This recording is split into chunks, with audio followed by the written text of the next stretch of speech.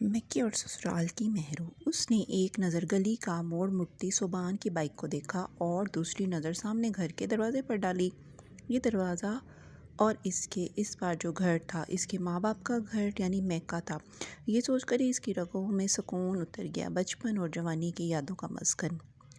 اس کے لبوں پر مسکراہٹ آئی۔ وہ گھر جس میں بے ساختیوں کا تمام عرصہ گزرا، وہ دروازے کو انگلیوں سے چھو رہی تھی، انگلیوں کی پوروں تک گنگنانے لگی۔ اندر جانے کی بجائے یہیں کھڑے رہ کر ان کو خوبصورت خوشگوار احساسات میں گھر کر کچھ لمحے سو جانے کو دل کر رہا تھا۔ نیم ہوا کے جھونکے سے کہیں سے آئے کے تھے۔ ملگزی روشنی خیالوں کے نرم بستر کا تصور ارد گرد باندھنے لگی۔ اس کا دل چاہ رہا تھا کہ وہ اس چوکھٹ پر بیٹھ جائے اور اپنے بچپن اور گزرے دنوں میں کھو جائے۔ کوئی کندھا نہ ہلائے، نہ کوئی سسرال کی محنت مشقت، بے آرامی پریشانی جیسے صبان کی بائک سے لپٹا غبار اپنے ساتھ لے گیا تھا۔ اب تو جسم ہلکا پھلکا تھا، سانسیں دھیمی اور رواں تھیں۔ ہر لڑکی شادی کے موقع پر کیوں روتی ہے؟ یہ اس کے رشتے دار کیوں روتے ہیں؟ بڑی بوڑھیاں، خالیں، مامیاں، پھپھیاں، سب کو اپنا اپنا وقت یاد آ جاتا ہے جب میکے کی دہلیز سے نکل کر لڑکی ہر اس چیز کو وداع کر جاتی ہے جو دوبارہ ویسی نہیں ملتی۔ یادیں رشتے بدلنے سے، گھر بدلنے سے، زندگی کے انداز بدلنے سے نہیں بدلتی، وہ تبدیلی سے مشروط نہیں ہوتی۔ اس کی آنکھوں کے گوشے بھیگنے لگے۔ پرس کندھے پر ڈال کر اس نے بیل پر انگلی رکھی۔ عمر دروازے پر دیکھو۔ اندر سے فوراً دادی کی آواز آئی، آدی تم ہی جاؤ بیٹا۔ غالباً کچن سے امی پکاری تھیں۔ سونو کہاں ہو تم؟ بیل ہو رہی ہے، امارا چلائی تھی۔ اسے ہنسی آ گئی۔ وہ بیل پر انگلی جمائے کھڑی رہی۔ توبہ توبہ، کون ہے؟ جانے کون ہوا کے گھوڑے پر سوار ہے؟ امی پکاریں۔ یہ جنید ہی ہوگا، لفنگا، جلد باز۔ پھر مسلسل ہوتی بیل پر بوکھلا کر سبھی دروازے کی جانب لپکے تھے۔ دروازے کی دوسری جانب سے کئی آوازوں کے ساتھ دروازہ کھولا گیا۔ اس کا پورا میکا استقبال کے لیے دروازے پر موجود تھا۔ وہ ہنستے ہوئے اندر داخل ہو گئیں۔ دروازے پر کھڑے سب لوگوں کی چیخوں سے بے ساختہ تھیں۔ مہر آئی ہے، مہر تم۔ اس کے آس پاس سب بھی اکٹھے ہو گئے اور اپنی اپنی بولیاں بولنے لگے۔ ہر کسی کا خوشی کے اظہار کا اپنا اپنا انداز تھا۔ ایک ہی شہر میں رہتے ہوئے وہ آئی بھی تو پورے 6 ماہ بعد تھی۔ پورے 6 ماہ بعد دوسری بار چیخوں سے صحن تب گونجا جب اس نے بتایا کہ وہ 2 دن رکنے آئی ہے۔ سب خوش تھے۔ میں نے فروٹ کسٹرڈ بنانا سیکھا ہے، وہ تمہارے لیے بناؤں گی، تمہیں میٹھا بہت پسند ہے نا؟ مارا نے اس کے بالوں میں کنگھا کرتے ہوئے کہا۔ مل کر کوئی اچھی سی مووی دیکھیں گے، چھت پر پارٹی بھی کریں گے اور دیر تک جاگیں گے۔ کراچی والے کزن سے اسکائپ پر محفلیں لگائیں گے۔ اپنے اپنے طور پر سب اس کی آمد پر پروگرام سیٹ کیے جا رہے تھے۔ اس کے اندر زندگی مسکرا رہی تھی۔ میکے کا ہر موسم ہی نرالا ہوتا ہے۔ سب سے پہلی نشست دادی، چچی اور امی کے ساتھ لگی۔ چچی کچن میں مصروف ہونے کے باوجود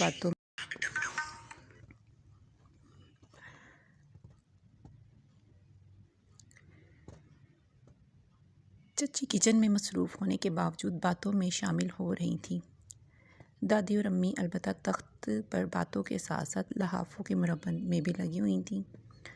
بالوں میں تیل لگائے بغیر دوپٹے کے وہ ان کے قریب لیٹی ہوئی تھی۔ ایک عجب ہی بے فکری تھی جس میں مزہ ہی مزہ تھا۔ تمہاری ساس کی بہن عمرے سے واپس آ گئی؟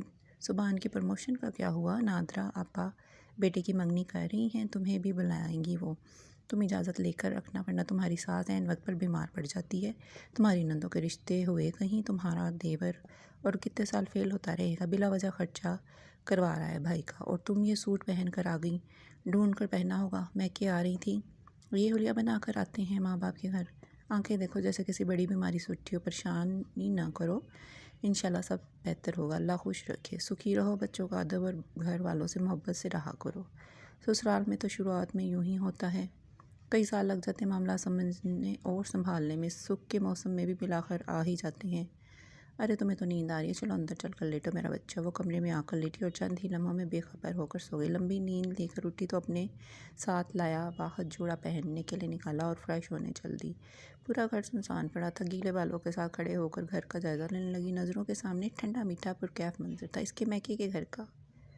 شام کی خاموش لمحوں میں خوابناک رات قدم رکھنا چاہتی تھی۔ ارد گرد کے گھروں کے کچن میں کھٹر پٹر کی آوازیں کبھی تیز تو کبھی مدھم سنائی دے رہی تھیں۔ اس نے صحن کی لائٹس آن کی۔ سب لوگ کہاں ہیں؟ تھوڑی دیر میں سب اکٹھے ہونے لگے، ہنسنے اور خوش باش پڑوس والی ثانیہ کے پورے 10 سال بعد بیٹا ہوا ہے۔ یہ سن کر اتنی خوشی ہوئی کہ سب ہی دیکھنے چلے گئے۔ تم کھانا کھاؤ، پھر مل کر چائے پیتے ہیں۔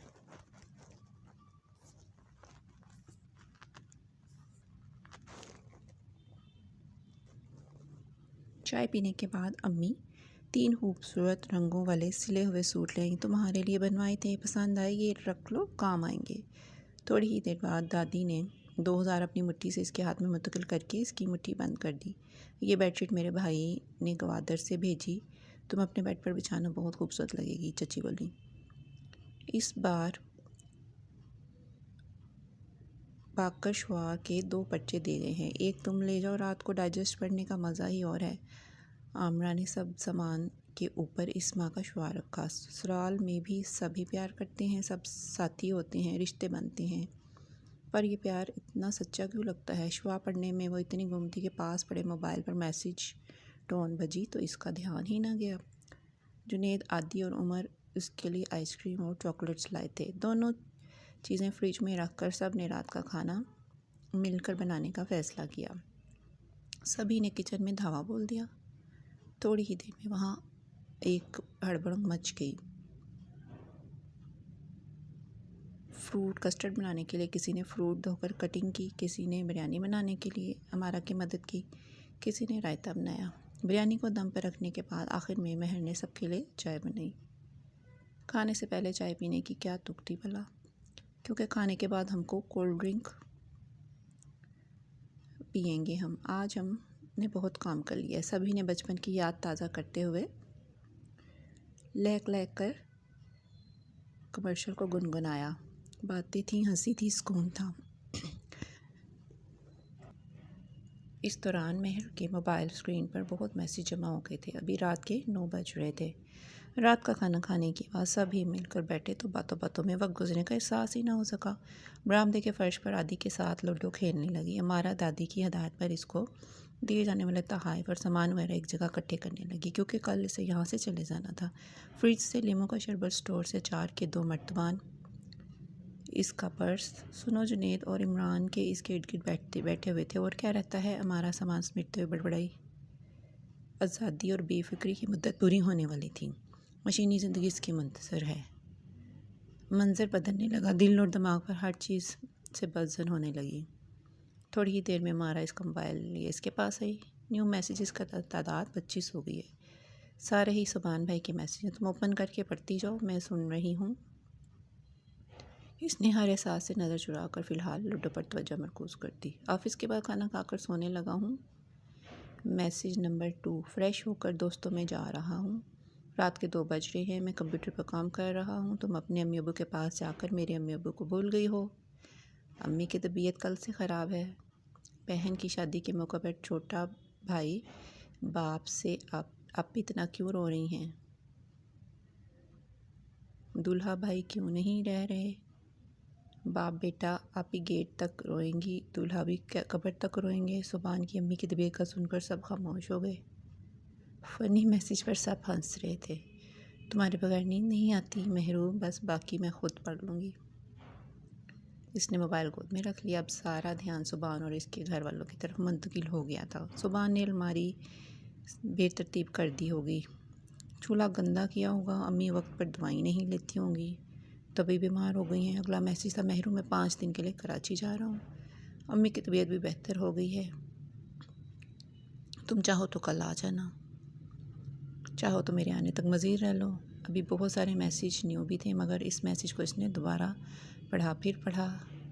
یاہو! لوڈو پر ہاتھ مار کر ساری گوٹیں بکھیر دیں۔ تھوڑی ہی دیر بعد صحن کہکوں سے گونج رہا تھا۔ نمبر ملاتے ملاتے وہ سیڑھیاں چڑھنے لگی۔ ادھر سے کال رسید کی گئی۔